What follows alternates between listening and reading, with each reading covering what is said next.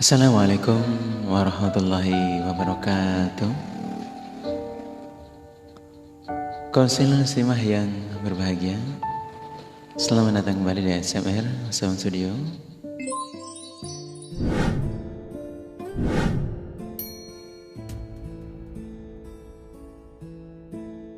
Konsil muslimah dimanapun Anda berada, kami mengingatkan ini adalah ASMR, silakan gunakan alat dengar yang nyaman. Semoga apa yang kami bahas bisa memberi manfaat dan barokah. Allahumma amin. Kita lanjutkan bahasan kita pada hari ini sebagai bahasan terakhir pada hari Senin. Bismillahirrahmanirrahim. Konsil muslimah yang berbahagia, seseorang itu pasti akan memiliki perasaan yang bermacam-macam. Salah satu yang mudah untuk bangkit adalah perasaan senang, bahagia, ataupun sebaliknya justru marah-marah. Hal itu menjadi dua hal yang sering terjadi, dan entah itu dari bahasa manapun, suku manapun, tradisi manapun, beberapa orang memang memiliki karakter yang sangat bervariasi, berbeda-beda.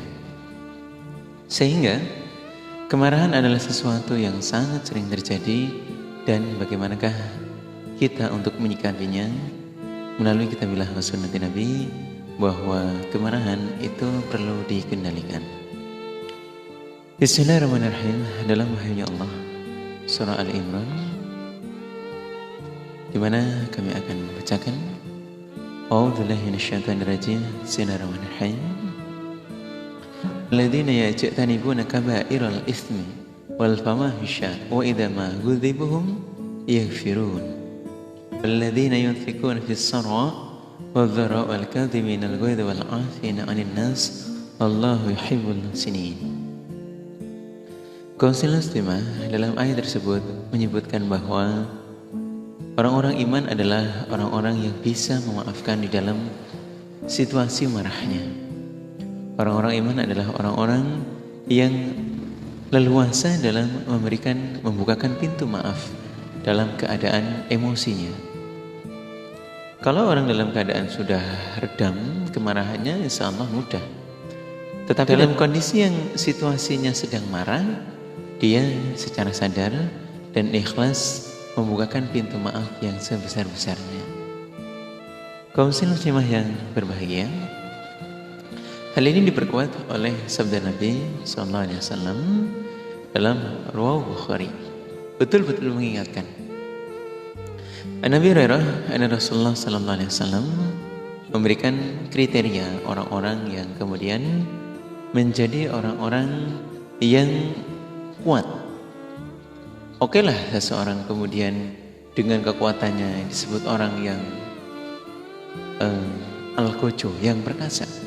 Namun menurut Riwayat Bukhari bahwa riwayatan dari sabda Rasulullah SAW, laisa syadid bis-sur'ah, innama syadidu alladhi yamlikun binafsihi indal ghadab.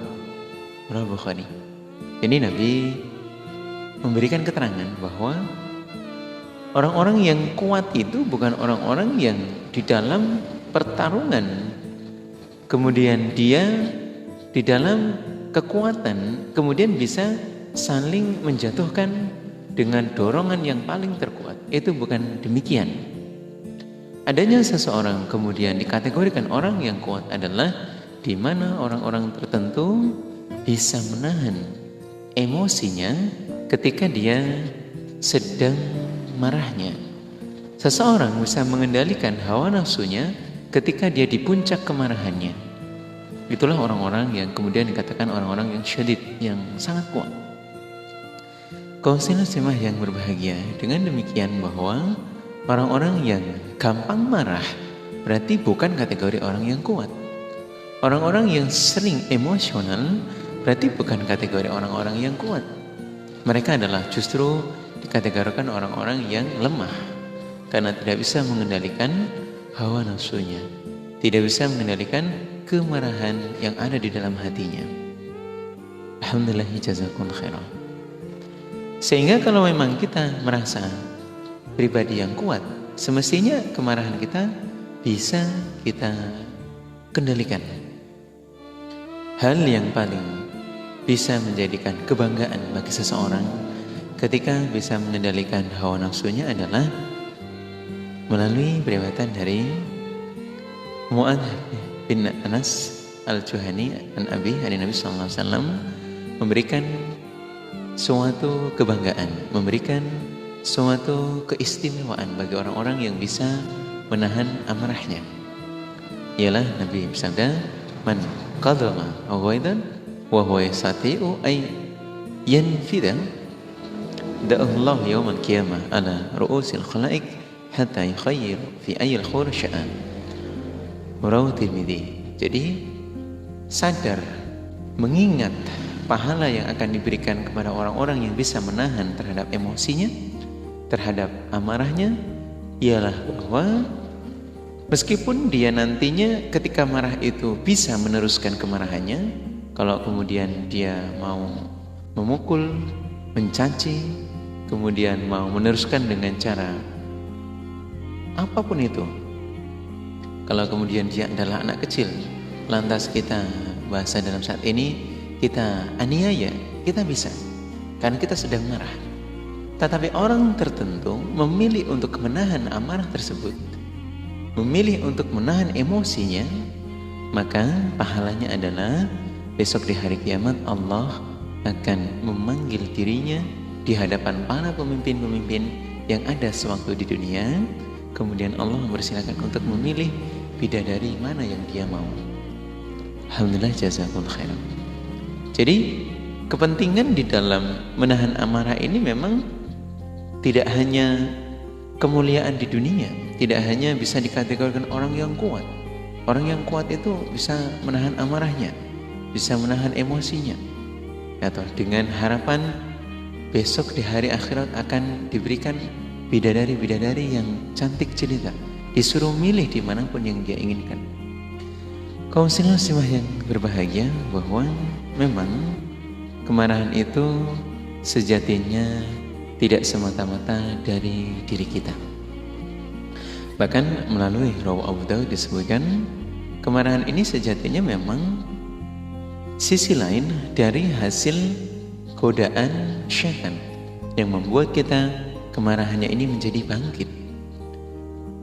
Ialah riwayatan dari Rawi Abu Daud menyebutkan dari Abu Wa'il Al-Qas, dia mengatakan bahwa suatu saat dia bertamu kepada Urwah bin Muhammad bin Said. Kemudian di dalam keadaan sedang bertamu, ada laki-laki yang kemudian membuat dirinya menjadi marah. Ada seorang laki-laki yang membuat Urwah menjadi marah. Lantas yang dilakukan oleh Urwah adalah dia berdiri, kemudian dia wudhu, lalu dia kembali lagi ke tempat di mana dia sedang menerima tamu. Terutama di sini adalah ada Abu Wa'il dan para sahabatnya yang lain. Kemudian namanya sedang ada tamu, tidak mungkin dia akan meninggalkannya. Nah, selanjutnya bahwa ketika dia telah kembali dengan kondisi sehabis berwudu, nah sahabat yang lain, para tabi'in yang lain bertanya, "Wahai Urwah, apa yang sedang engkau lakukan? Kok kemudian ketika dirimu sedang emosi dan kami mengerti keadaan itu, lantas kau ke belakang dan berwudu? Maksudnya apa? Maksudnya bagaimana?" Kemudian setelah itu Urwah mengatakan bahwa haditsni abi an jaddi, saya diceritai dari bapakku yang dinasihati oleh kakeknya, dan kemudian kakekku yang bernama Atiyah itu mengatakan bahwa Rasulullah SAW menasihati kepada beliau, innal ghadab minasyaitan, sesungguhnya bahwa kemarahan itu asal muasalnya adalah dari syaitan. Kemarahan adalah sesuatu yang diakibatkan oleh syaitan, itu membuat kita menjadi marah, menjadi emosi. Lantas wa inna syaitana khuliqa minan nar, syaitan sejatinya dibuat, diciptakan itu bahan bakunya dari api. Karena syaitan itu terbuat dari api, hal-hal yang dia bangkitkan dari sebuah api ialah kemarahan, bisa wa inna ma tutafa'un naru bil ma, bisa dipadamkan dengan air. Atau karena api sejatinya ingin mengompori, memanas-manasi, membuat hati kita menjadi murka, marah. Maka padamkanlah api itu dengan air wudhu. Dalam hal ini, fa'idha baghadaba ahadukum falyatawadda. Maka ya, Nabi mengingatkan kepada kakeknya Urwah, ya toh, dari bapaknya Urwah, kakeknya Urwah ialah Atiyah, bahwa ketika kita sedang marah, maka berwudhulah. Dalam hal ini bahwa kemarahan yang dibangkitkan oleh syaitan, di mana syaitan adalah api, cara memadamkannya sangat mudah dengan berwudhu.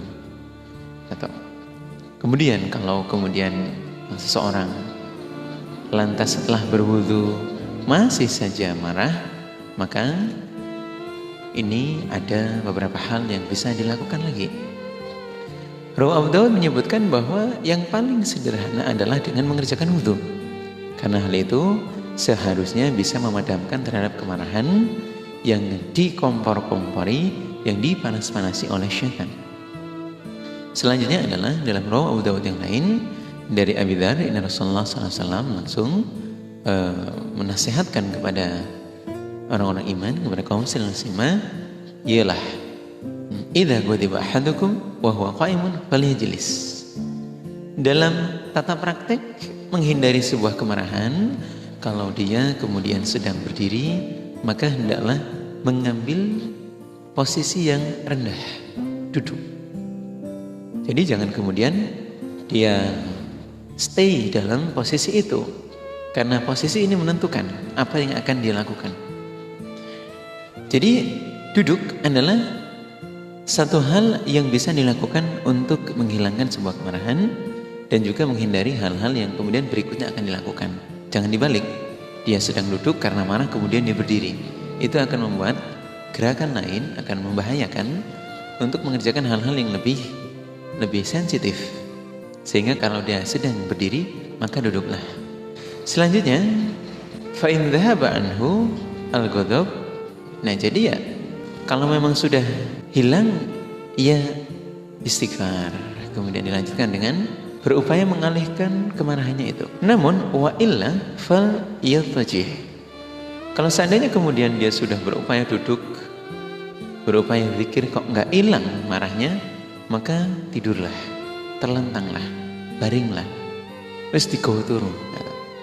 Jangan sampai melanjutkan kemarahannya dengan mengompor-ngompori dirinya, membangkitkan amarahnya, emosinya makin meledak-meledak, mengatakan sesuatu yang membuat orang lain justru bangkit emosinya, atau sehingga berlanjut dengan hal-hal yang tidak diinginkan. Alhamdulillah, jazakumullah khairan. Konsentrasi, hal ini adalah tata cara. Jadi jangan kemudian frontal, atau kemudian dia emosional, kemudian dia arogan dan meneruskan hal-hal yang menjadi emosinya. Kalau marah, tahan, pahalanya di hadapan Allah akan mendapat kemuliaan. Kalau marah, zikir, wudhu, hilangkan amarahnya. Karena kemarahan berasal dari kompor-kompornya syaitan yang menggerakkan, mempercepat nadi kita dan menghilangkan kita untuk zikir kepada Allah. Ingat bahwa selain lahan, kemarahan juga membuat kita lupa terhadap adanya istighfar kita kepada Allah, ibadah kita kepada Allah. Alhamdulillah. Maka mari kaum muslimah, dengan adanya kemuliaan orang-orang yang bisa menahan marah, kita berupaya untuk mencari pahala dan selalu berpikir positif, jangan terbawa hawa nafsu dan emosi. Kurang lebihnya mohon maaf. Assalamualaikum warahmatullahi wabarakatuh.